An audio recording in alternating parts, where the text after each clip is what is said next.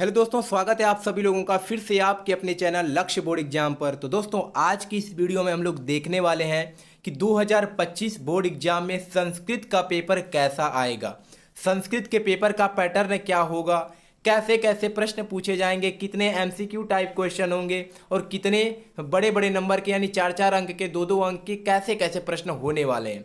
तो सब कुछ आज की इस वीडियो में हम लोग देखने वाले हैं और आपको अपना पेपर पैटर्न पता कर लेना है, क्योंकि वहाँ से आपको पता चलता है कि किस चैप्टर से किस टॉपिक से ज़्यादा क्वेश्चन पूछा जा रहा है। तो आप उस पर ज़्यादा ध्यान देंगे, उसको अच्छे से तैयार करेंगे उस टॉपिक को, ठीक है। तो समय जो है 3 घंटे 15 मिनट का होगा और पूर्णांक जो होगा वह 70 नंबर का होगा, यानी पेपर 70 अंक का होगा और 30 नंबर जो होगा वो प्रैक्टिकल के नंबर आपको स्कूल की तरफ से दिए जाएंगे।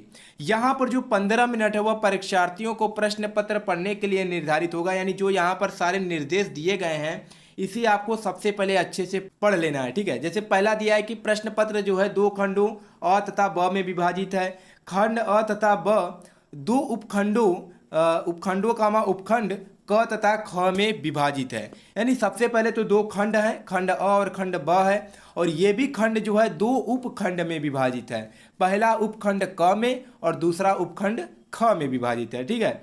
प्रश्न पत्र के खंड अ में बहुविकल्पीय प्रश्न हैं, जिनमें सही विकल्प का चुनाव कर OMR सीट पर नीले अथवा काले बाल पॉइंट पेन से सही विकल्प वाले गोले को पूर्ण रूप से भरना है, ठीक है। तो ये चीज़ें आपको वहाँ बताया जाएगा कि OMR सीट को कैसे फिल करना है, कैसे भरना है, कहाँ रोल नंबर लिखना है, और लास्ट में मैं भी आपको ये सब चीज़ें बताऊँगा।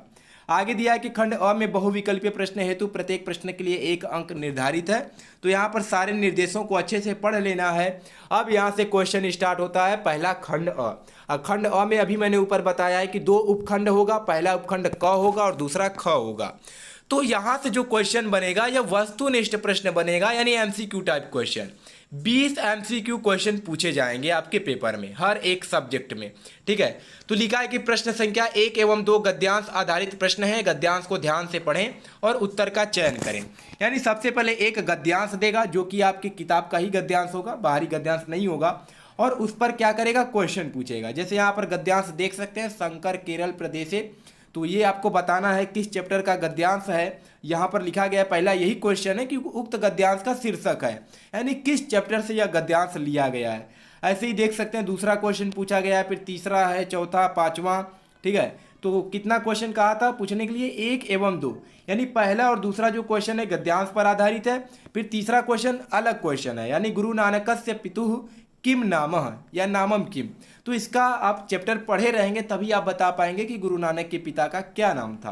वैसे ही चौथा क्वेश्चन है, पांचवा है, फिर ठीक है, सातवां, आठवां, ऐसे ही क्वेश्चन पूछे गए हैं उपखंड क में, और उपखंड क में गद्यांश से ही रिलेटेड क्वेश्चन पूछे गए हैं।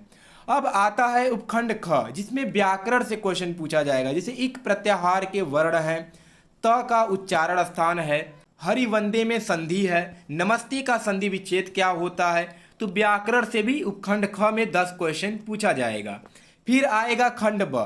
खंड ब में भी 2 उपखंड होगा। तो इसमें पहला दिया है उपखंड ख, जिसमें सभी प्रश्न अनिवार्य है। पहला दिया है कि निम्नलिखित गद्यांशों में से किसी एक गद्यांश का हिंदी में अनुवाद कीजिए।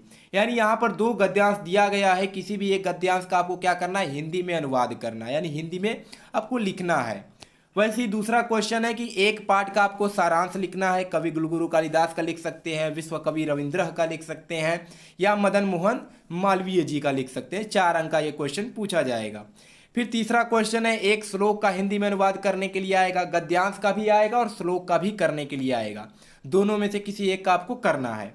फिर चौथा क्वेश्चन है कि सुक्ति की हिंदी में व्याख्या कीजिए, यानी सुक्ति का आपको हिंदी में व्याख्या करना है किसी एक का।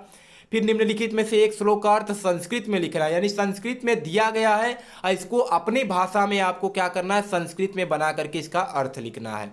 फिर 6 का क नंबर क्वेश्चन है कि किसी एक पात्र का चरित्र चित्रण हिंदी में लिखिए। यहाँ पर 3 दिया गया है, किसी भी एक पात्र का लिखना है। महात्मा गांधी का लिख सकते हैं, जीमुत वाहन का लिख सकते हैं, या वयम भारतीय पाठ के आधार पर दीपक का चरित्र चित्रण लिख सकते हैं। 4 अंक का ये क्वेश्चन है। फिर 6 नंबर क्वेश्चन है, 6 का ख नंबर, कि निम्नलिखित में से किसी एक प्रश्न का आपको उत्तर संस्कृत में देना है। चाहे पहला दे सकते हैं, दूसरा, तीसरा, किसी भी एक क्वेश्चन का आपको देना है उत्तर। फिर आता है उपखंड ख। पहला जो था वो उपखंड क था, वहाँ पर ख लिख दिया गया था, वहाँ पे क रहेगा। अब दूसरा है उपखंड ख।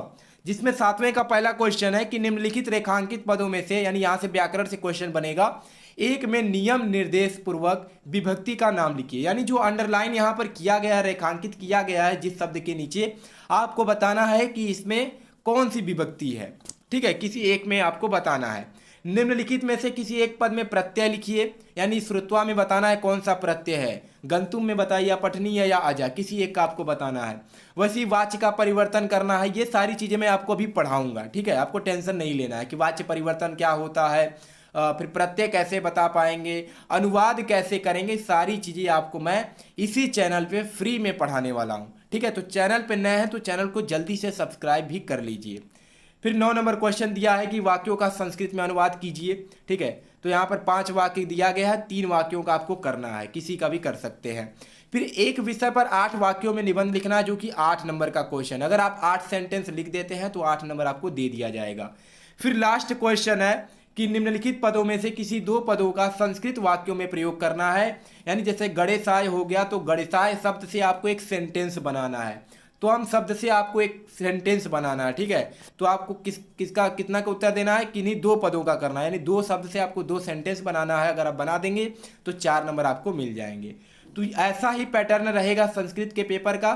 ठीक है, जैसे जैसे क्वेश्चन इसमें पूछा गया है जिस प्रकार का, वैसे ही उतने नंबर का ही क्वेश्चन पूछा जाएगा। ठीक है, थोड़ा सा भी बदलाव नहीं होगा, क्योंकि जैसा 2024 के पेपर का पैटर्न था, सेम वही पेपर पैटर्न 2025 में भी होने वाला है। ठीक है, तो इस पेपर को एक बार फिर से अच्छे से देख लीजिएगा और ये भी पता कर लीजिए कि किस टॉपिक से ज़्यादा अंक का क्वेश्चन पूछा गया है, तो उसको आप सबसे पहले तैयार कर लीजिए। ठीक है दोस्तों, तो चलिए मिलते हैं नेक्स्ट वीडियो में एक नए टॉपिक के साथ। तब तक के लिए धन्यवाद।